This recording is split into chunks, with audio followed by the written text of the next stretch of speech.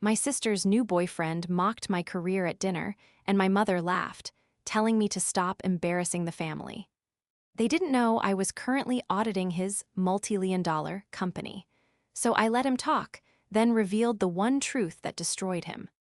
This is where the story truly begins, and you won't want to miss the satisfaction of the reveal.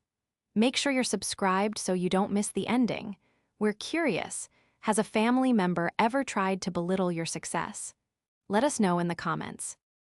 The migraine had started at the base of my skull around 3 in the afternoon, a dull, rhythmic thumping that synced perfectly with the scrolling lines of code and financial spreadsheets blurring before my eyes. By 6, it was a full-blown hammer striking against my temples. I should have been at home, in the dark, with a cold compress and the absolute silence of my apartment. I should have been resting. God knows I needed it.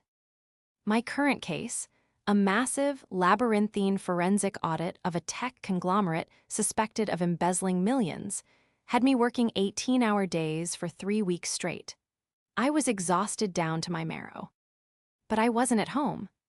I was standing on the pristine, perfectly manicured doorstep of my mother's house, clutching a bottle of wine that cost more than my weekly grocery budget, waiting for the judgment to begin.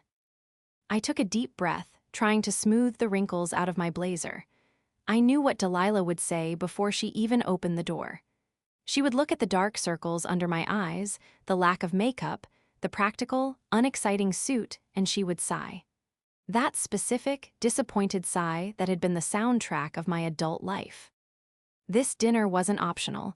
It was a command performance, as my mother liked to call them. My younger sister, Bella, had found the one. Again. But this time, according to the 300 text messages I'd received in the group chat over the last week, it was different. This one was wealthy. This one was powerful. This one was a fintech visionary. I pressed the doorbell, wincing as the chime echoed loudly inside. The door swung open, and there stood Delilah. She looked immaculate as always. Her hair was coiffed into a stiff, blonde helmet, her silk blouse didn't have a single crease, and her makeup was applied with surgical precision. She looked less like a mother greeting her daughter and more like a real estate agent assessing a property she knew wouldn't sell. "Allison," she said, her smile not quite reaching her eyes. She leaned in for a hug but barely touched me, hovering an inch away as if afraid my exhaustion might be contagious. "You look tired." "Hi, Mom. Good to see you too," I said, stepping inside and handing her the wine. "It's been a long week. The firm is." "Oh, stop," she interrupted, waving a manicured hand dismissively. "Nobody wants to hear about your boring spreadsheets tonight, Allison. Tonight is about Bella. And Hudson, please, for once, just try to be." She gestured vaguely at my entire existence. "Sparkly, happy, Hudson is very important. We need to make a good impression." I felt the familiar sting of rejection, hot and sharp, pierce through the fog of my headache. "I'm a senior forensic accountant, Mom. I don't do sparkly. I do accurate." "And that is exactly why you're single at 32, she whispered, turning on her heel and marching toward the kitchen. "Just go sit in the living room and fix your hair. You look like you just rolled out of bed." I stood there for a moment in the foyer, the heavy scent of potpourri and expensive candles filling my nose. I looked at myself in the hallway mirror. I didn't look like I'd rolled out of bed. I looked like a woman who solved complex financial crimes for a living and was respected by federal agents and CEOs alike.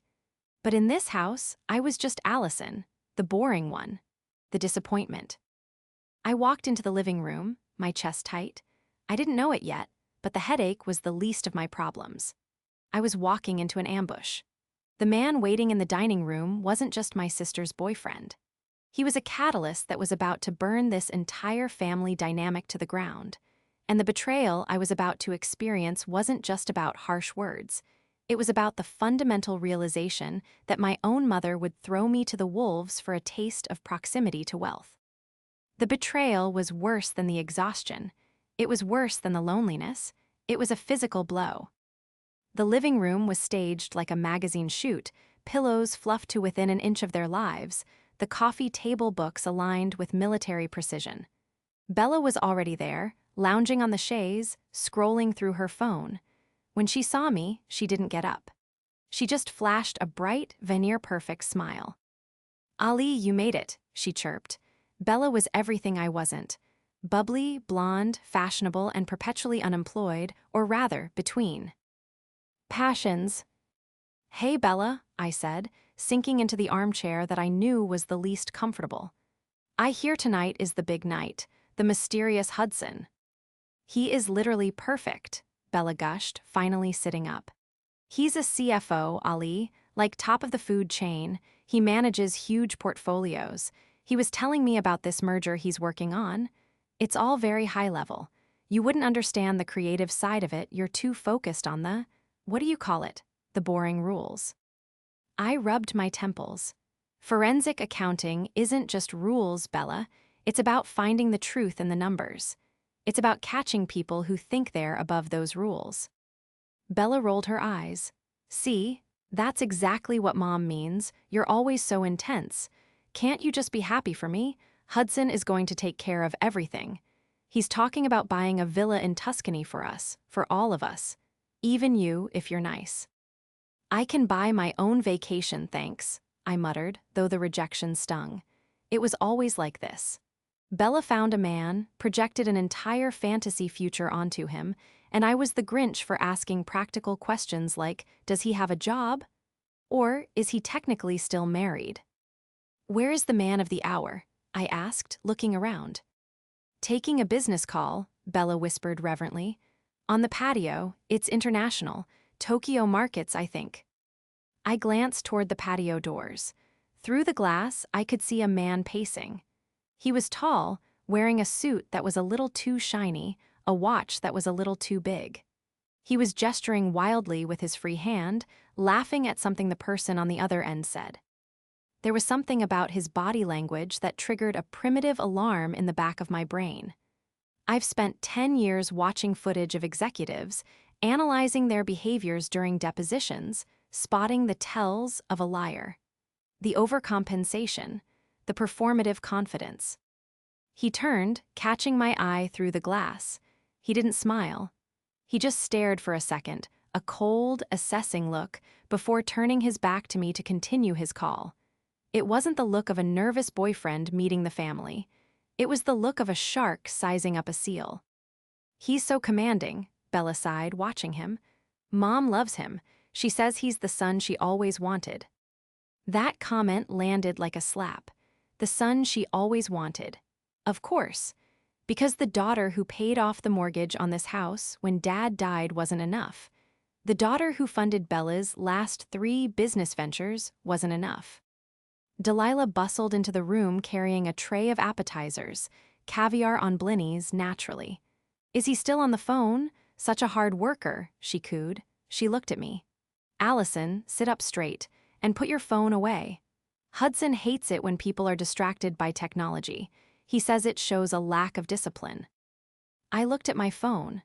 I had 3 missed emails from my team lead regarding the Project Icarus audit, the massive tech fraud case. I needed to answer them. "I have work, Mom," I said, keeping my voice level. "Real work. People are waiting on me."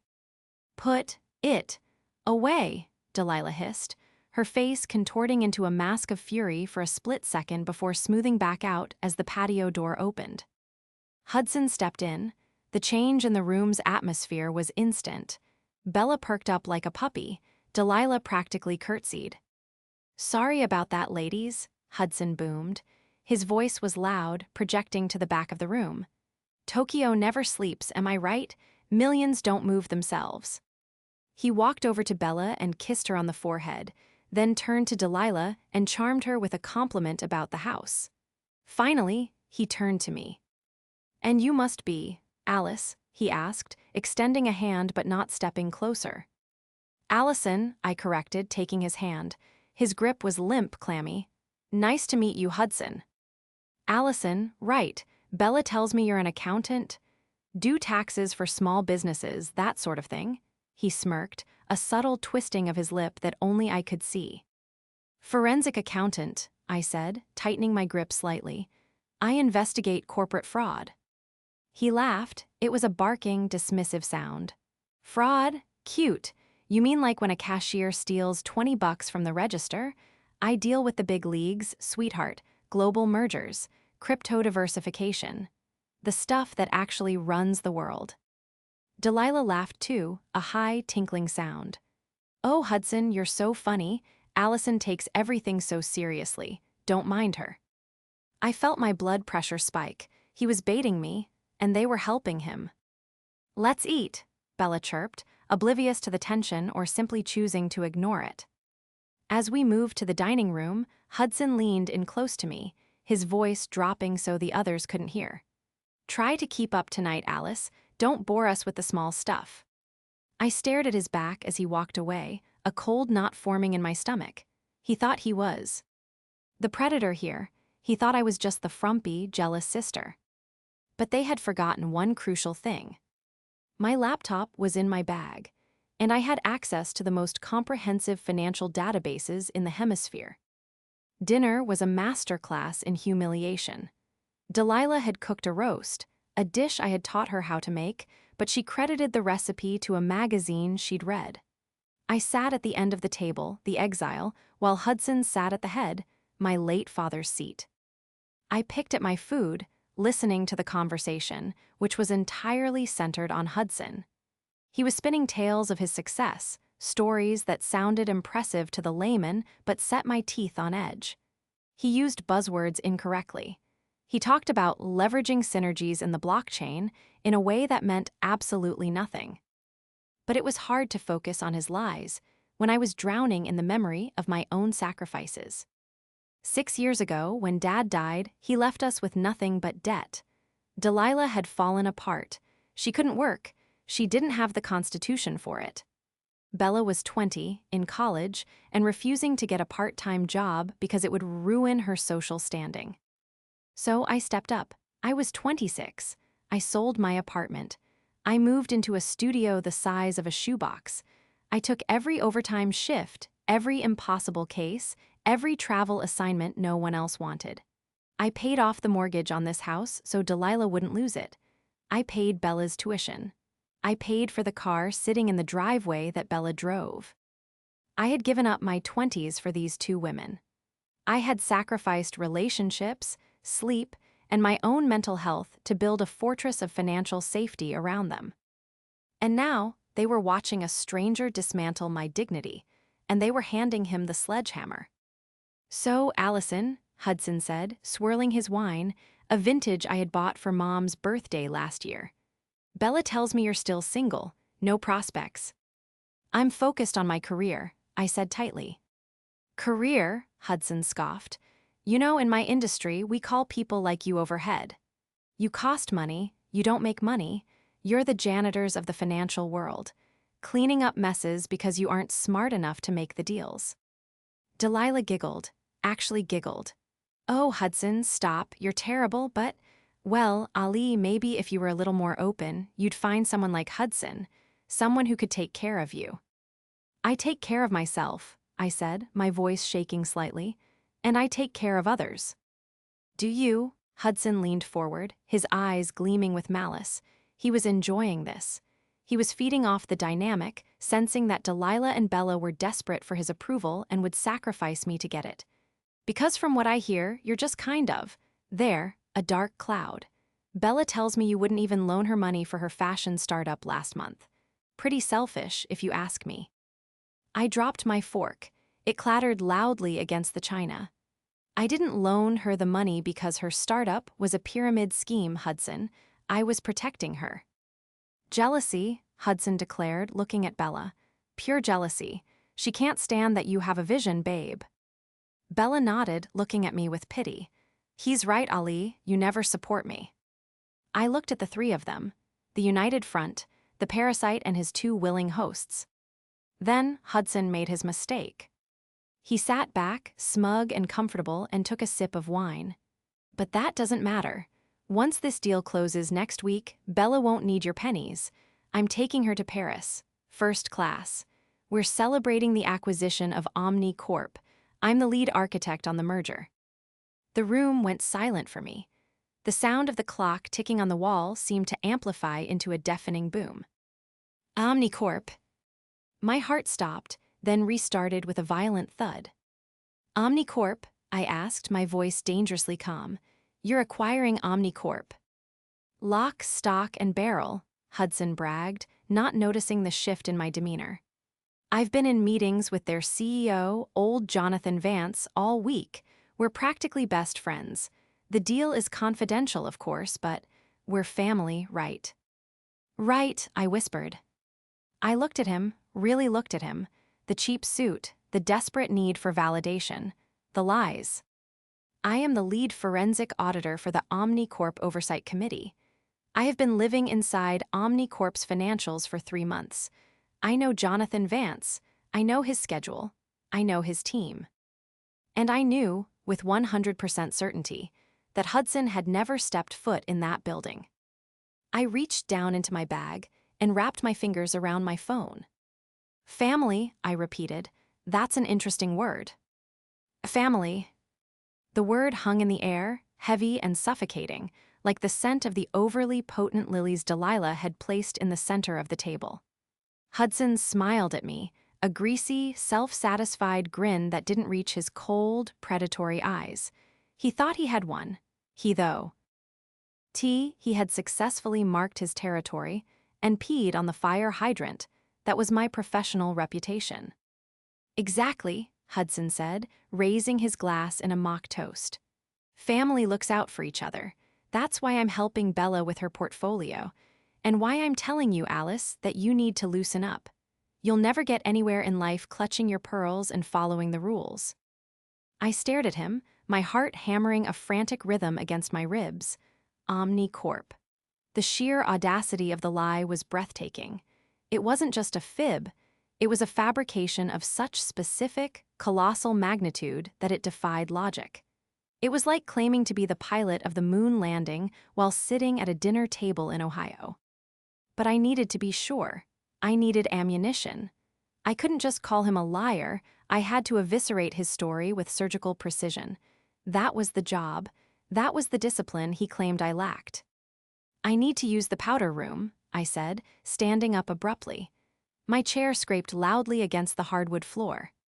Don't take too long, Delilah snapped, not even looking up from her plate as she fussed with a piece of roast beef. We're going to have dessert soon, and Hudson was just about to tell us about his time in Monaco. I won't be long, I promised. Oh, I'll be right back. I walked calmly out of the dining room, down the hallway, and into the guest bathroom. I locked the door, flipped the fan's switch to cover any noise, and immediately sat on the closed toilet lid.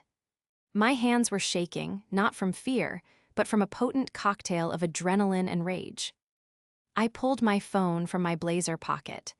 The screen glowed in the dim light, a beacon of truth in a house built on delusions.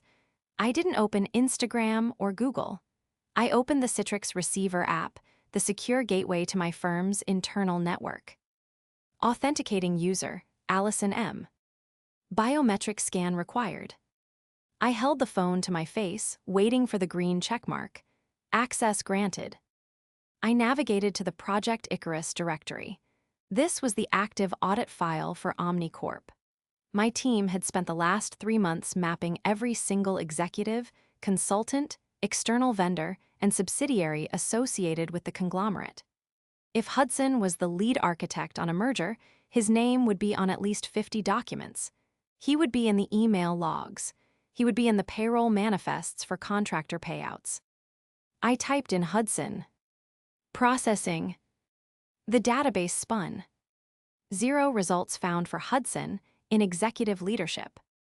0 results found for Hudson in external consultants.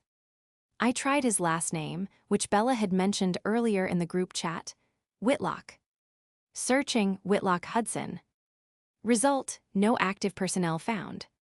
I sat back, the cold porcelain of the tank pressing against my spine. He wasn't there. He wasn't even a janitor at Omnicorp. He didn't exist in their universe. But I didn't stop there. A good auditor doesn't just prove absence, they prove the alternative presence. If he wasn't who he said he was, who was he? I switched apps to a proprietary background check service my firm subscribed to, a tool that aggregated public records, credit reports, and civil litigation history. It cost $50 a search, and it was worth every penny. I typed in Hudson Whitlock, age approx 35, location metro area. The report generated in 30 seconds. I scrolled through the PDF, my eyes widening with every line. Employment history. 2020-2022. Sales associate, cell phone kiosk, terminated for cause.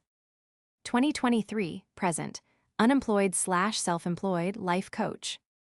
Civil judgments.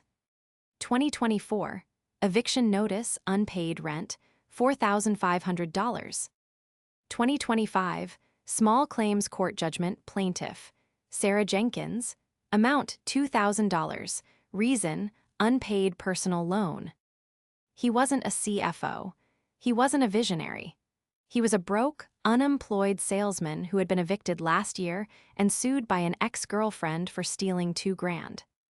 And then, the kicker. I tabbed back to my firm's internal messaging system. I sent a quick, high-priority message to Mark, the junior analyst on my team who was currently pulling the weekend shift. Me, Mark, urgent. I need you to check the visitor logs for OmniCorp HQ for the last 6 months. Search for a Hudson Whitlock. Also, verify the location of Jonathan Vance, CEO, for the past 7 days. I need this in 5 minutes. Mark on it, boss, trouble. Me, you have no idea. I pocketed the phone. I looked at myself in the bathroom mirror. The tired, boring woman looked back at me, but the exhaustion in her eyes was gone, replaced by a cold, hard glint of steel. They wanted sparkly? No, they were about to get nuclear. I flushed the toilet for show, washed my hands, and walked back into the lion's den. When I returned to the table, the atmosphere had shifted from tense to celebratory. Delilah was pouring more wine, her face flushed with excitement.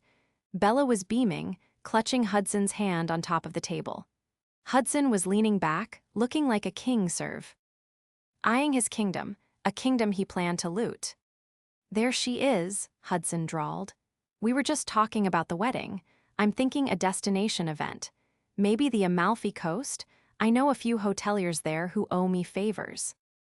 That sounds expensive, I said, sitting down and placing my phone face down on the table, right next to my wine glass. The black rectangle looked stark against the white tablecloth.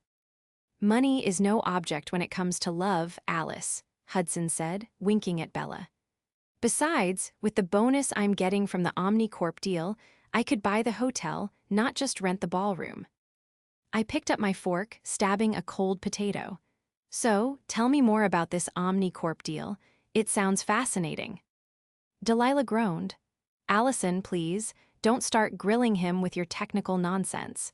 Just be happy for your sister. No, it's fine, Delilah, Hudson said, waving a hand magnanimously. I can handle a little curiosity. What do you want to know, Alice?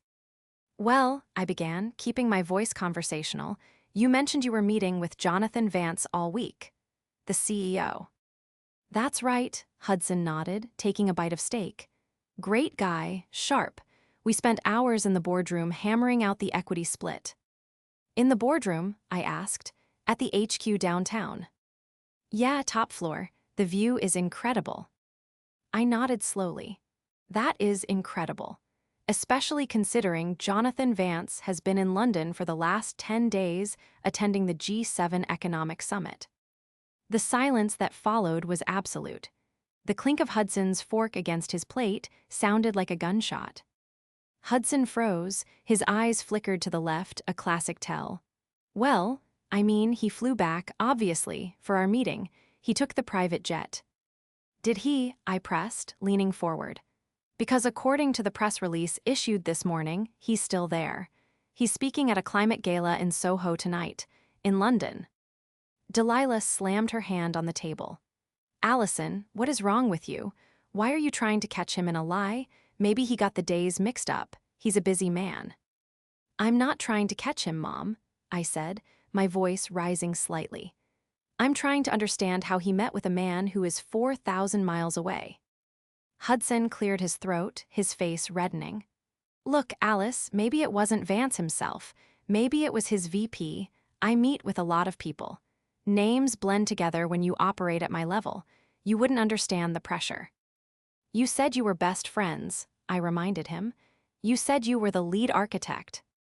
I am, Hudson snapped, his veneer of charm cracking. God, you are insufferable. No wonder you're alone. You suck the joy out of everything with your little facts and questions. This is why men don't like you, Alice. You're too rigid. It's not about being rigid, Hudson, I said, my hand hovering over my phone. It's about the fact that OmniCorp isn't merging with anyone.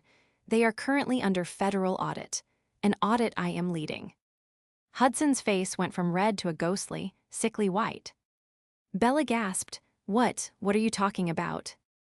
I am the senior forensic auditor for Project Icarus, I said, locking eyes with Hudson. I have access to every single financial document, personnel file, and visitor log for OmniCorp. I know everyone who has walked in and out of that building for the last 6 months. I picked up my phone. The screen lit up with a notification from Mark. Mark just checked the logs. No Hudson Whitlock. Ever. Also, confirmed Vance is in London. Attached is a photo of him at the gala from an hour ago. And guess what, Hudson? I said, tapping the screen. You've never been in the building. That's a lie, Hudson shouted, standing up. She's lying. She's jealous, Bella. She's trying to sabotage us because she's miserable. Delilah looked from me to Hudson, panic in her eyes. But tragically, predictably, she chose the fantasy. Allison, stop it right now, Delilah screamed. I will not let you ruin this dinner. Apologize to Hudson. He is a CFO. He is a wealthy man. Why can't you just let us have this? Because he's not a CFO, Mom. I yelled back, the frustration finally boiling over. He's a fraud. He's a con artist. Get out, Delilah hissed. She pointed a shaking finger at the door. If you can't be supportive, get out of my house.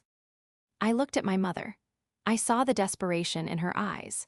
She wanted the lie to be true so badly that she was willing to exile the only person telling her the truth. I'm not leaving, I said, my voice dropping to a terrifying calm. Not until I ask Bella one question. I turned to my sister. She was trembling, tears welling in her eyes, looking at Hudson like he was a lifeboat in a storm. Bella, I said softly, did you give him money? The question hung in the air, vibrating with tension. Hudson's eyes widened. He reached out and grabbed Bella's hand, squeezing it hard. Don't answer her, babe, Huds. On said, his voice urgent. She's twisting everything. She's trying to manipulate you. It's none of her business how we handle our investments. Bella looked at him, then at me, her lip quivered. It wasn't a lot, Ali, just for the initial buy-in, for the crypto fund. He said he could triple it before the wedding. My stomach dropped. How much, Bella? Hudson said it was a limited-time opportunity, Bella stammered, avoiding my gaze. He said if I didn't move the money today, I'd miss the window. How much? I demanded, slamming my hand on the table. Bella flinched. $20,000. The room spun. 20,000. That was everything Bella had. That was the savings account I had set up for her 3 years ago, forcing her to deposit birthday checks and allowance leftovers so she wouldn't be destitute. You gave him $20,000, I whispered. It's an investment, Hudson shouted, trying to regain control of the narrative. It's already up 10%. You don't know how these markets work. I'm doing her a favor. Show me the trade, I said instantly. Open your phone. Show me the brokerage account right now. Hudson sneered. I don't have to show you anything. You're not the police. No, I said, standing up and towering over the table. I'm worse. I'm the person who tracks money for the people who hire the police. I looked at Delilah. She was pale, her hands clutching her napkin. The number, 20,000, had finally pierced her delusion. That was real money. That was family money.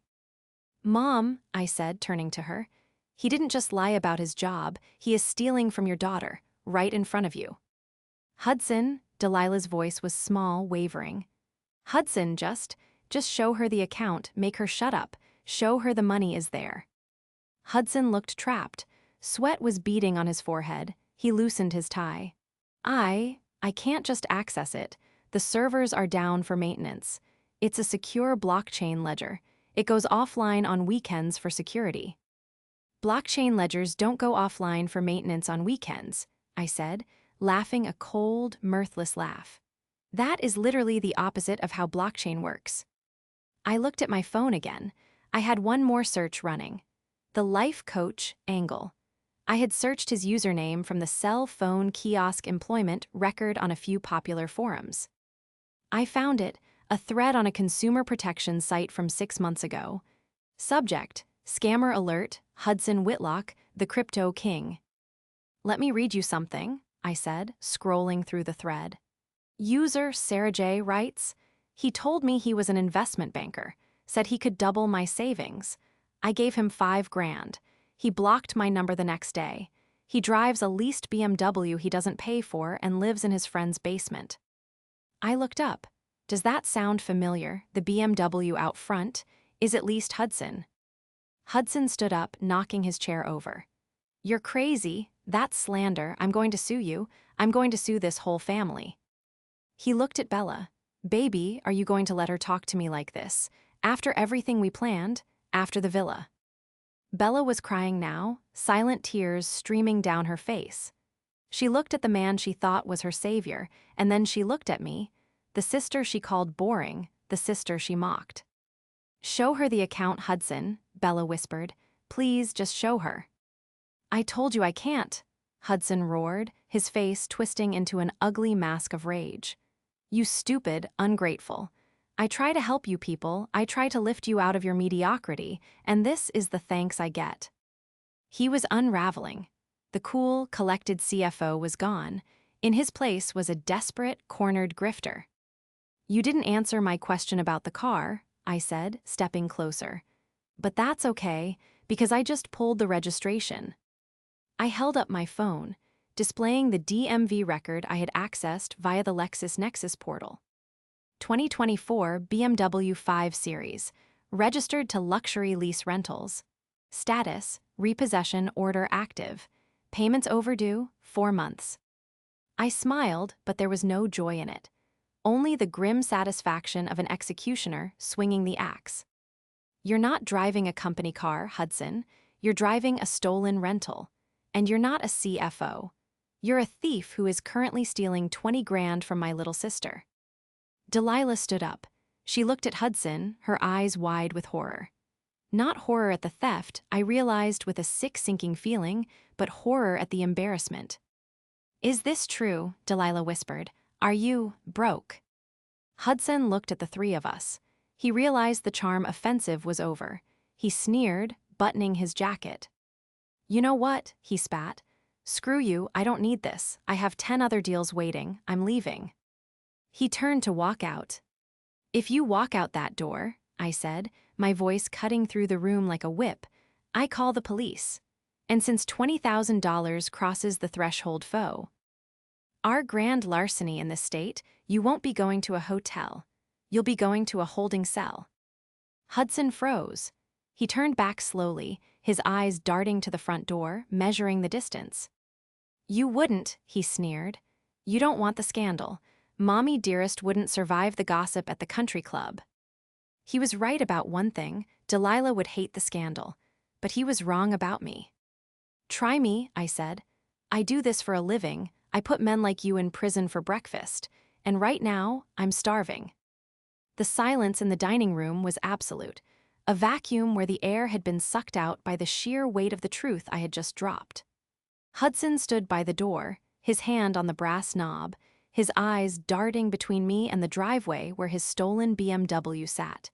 He looked like a trapped animal, sweaty, erratic, and dangerous.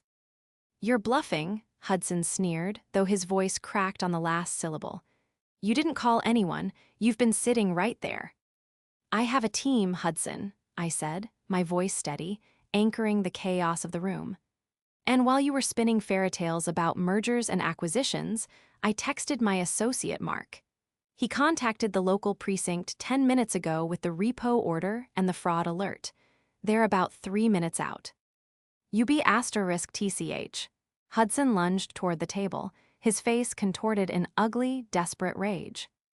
Delilah screamed, clutching her pearls in a caricature of shock. But Bella, sweet, naive Bella, didn't flinch. She stood up, her chair scraping violently against the floor.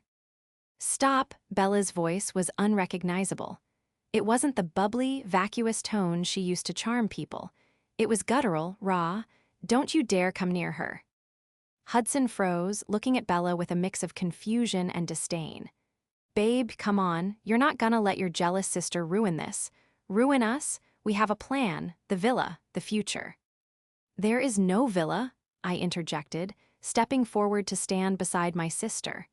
I held up my phone again, displaying a new document I had just pulled from the public records database. "There is no future, Hudson. There is only the past you're running from." I looked at Bella. "He didn't invest your $20,000 in crypto, Bella. He wired it to a sports book in Nevada an hour after you gave it to him. He's trying to cover a $40,000 gambling debt." Bella's face crumbled. The last vestige of hope, the tiny flicker of belief that maybe, just maybe, I was wrong, was extinguished. She looked at Hudson, really looked at him, seeing the cheap suit, the sweat, the lies etched into the lines around his eyes. "You gambled my life away," Bella whispered. "That was my startup money. That was everything I had." "I was going to win it back," Hudson shouted, throwing his hands up. "I had a system. I was going to double it and give it back to you. I did it for us." "You did it for yourself," I said coldly. "Just like you did it to Sarah Jenkins. Just like you did it to your own grandmother, according to this police report from 2019. I swiped the screen and held it up. A mugshot of a younger, less polished Hudson stared back at us. Charge: elder abuse financial fraud.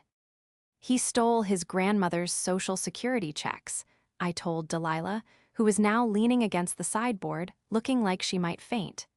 "He's not a visionary, Mom. He's a predator who preys on women he thinks are weak." Hudson's face went purple. "Shut up, shut up." He turned to the door, ripping it open. But before he could take a step, the room was bathed in a sudden, rhythmic flashing of red and blue light. The wail of a siren cut through the night, close and loud. He slammed the door shut and backed away, panic overtaking his anger. "No, no, no, no." "Open the door, Hudson," I said. "It's over." "I can fix this," he stammered, looking at Bella. "Babe, tell them it was a gift. Tell them you gave me the money. If you say it was a loan, they can't arrest me. Please, I love you." It was the ultimate test. The moment where the victim either sinks back into the comforting lies or rises to face the brutal truth. Bella looked at the man she had defended for months. She looked at me, the sister she had mocked for being boring and rigid. She saw the strength in my stance, the protection I offered, the reality of who had actually been there for her all along. She walked over to him. Hudson smiled, thinking he had won. "Bella, baby," he breathed. Bella raised her hand and slapped him. It was a sharp, cracking sound that echoed off the high ceilings. "It wasn't a gift," Bella said, her voice shaking with rage. "It was theft, and I hope you rot." She walked past him and opened the front door. 2 uniformed officers stood on the porch, their hands resting on their belts. Behind them, the neighbors were stepping out onto their lawns, drawn by the lights. Mrs. Higgins from next door was watching. The mailman was watching. The entire audience, Delilah H. tried so hard to impress, was watching. "Hudson Whitlock," one of the officers asked. Hudson looked at me one last time. I didn't smile. I didn't gloat. I just stared him down, the boring accountant who had dismantled his entire life in under an hour. "That's him," I said, "and the car in the driveway is stolen." The next 2 hours were a blur of procedural necessity. I watched from the living room window as Hudson was handcuffed, read his rights, and placed in the back of a squad car. The BMW was towed. Statements were taken. I sat at the dining room table, the scene of the crime, with my laptop open. The officers were grateful for the dossier I had compiled. It made their job easy. I provided them with the transaction logs, the background checks, and the contact info for the repo agency. When the last officer finally left, the house fell into a heavy, exhausted silence. Delilah was sitting on the sofa, nursing a glass of whiskey. Her perfect facade had cracked. She wasn't crying. She was staring at the wall, her face a mask of shock and bitter disappointment. "The neighbors saw everything," she murmured. "Mrs. Higgins was filming on her phone. It will be all over the neighborhood by morning." I closed my laptop and sighed. "Is that really what you're worried about, Mom? Not that your daughter almost lost her life savings to a con artist. Not that you invited a criminal into our home and mocked me for questioning him." Delilah looked at me, her eyes flashing with a brief spark of her old defiance. "I just wanted her to be happy, Allison. Is that a crime? I wanted her to be settled, like you." "I'm not settled because I found a rich man," I said, my voice hard. "I'm settled because I work hard, because I check the facts, because I don't live in a fantasy world." "You were cruel tonight," Delilah whispered. "You enjoyed it." "I didn't enjoy it," I said, standing up. "I did what had to be done. There is a difference. And until you learn that, Mom, you're always going to be vulnerable to people like him." I walked past her, leaving her to her whiskey and her ruined reputation. I found Bella in the kitchen. She was sitting on the floor, leaning against the refrigerator, holding a cup of tea I had made her. Her mascara was running, her hair was a mess, and she looked younger than she had in years. I sat down next to her on the cold tile. "He's gone," I said softly. Bella nodded, sniffling. "I felt so stupid, Ali. When you started asking those questions, deep down I knew he was too good to be true, but I wanted it so bad. I wanted to be the one who won for once. I wanted Mom to look at me the way she looks at. Well, the way she looks at successful people." "She looks at successful people with envy, Bella," I said, resting my head on her shoulder. "Not love. You don't need to impress her." "I mocked you," Bella said, her voice breaking. "At dinner, I laughed when he called you boring. I'm so sorry, Ali. You're the only reason I have anything. You're the only one who actually protects me." "I know," I said, wrapping my arm around her. "And I always will, but you have to promise me something." "Anything." "Next time you meet a visionary," I smiled, "run his name by me first." Bella let out a wet, choked laugh. "Deal." "Also," I added, "I have some good news. I called a friend at the bank while the police were here. Since the transfer to the sportsbook was recent and flagged as fraudulent immediately, we might be able to claw back about 60% of it before it clears. The rest? Well, we can sue him, but blood from a stone and all that." Bella looked at me with wide eyes. "You got some of it back." "I'm a forensic accountant, Bella," I said, squeezing her shoulder. "Finding money is my superpower, being boring pays off." 3 months later, the dust had settled. Hudson, real name Gary, was awaiting trial on multiple counts of fraud and grand larceny. The merger story had become a cautionary tale in our family, a shorthand for anything that sounded too good to be true. I stopped going to Sunday dinners for a while. I needed space. Delilah sent a few passive-aggressive texts about family unity, but I ignored them. I was busy. I was sitting in my own apartment in the blessed silence, sipping a glass of wine that I had bought for myself. My laptop was open, but for once, it wasn't a spreadsheet. It was a video call with Bella. She looked good. She had gotten a job, a real one, working as a receptionist at a design firm.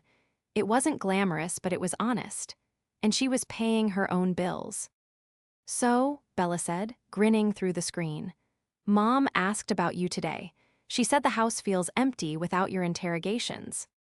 I laughed. "Tell her I'm billing hourly now." "I will," Bella said, then her expression softened. "Thank you, Ali, for everything.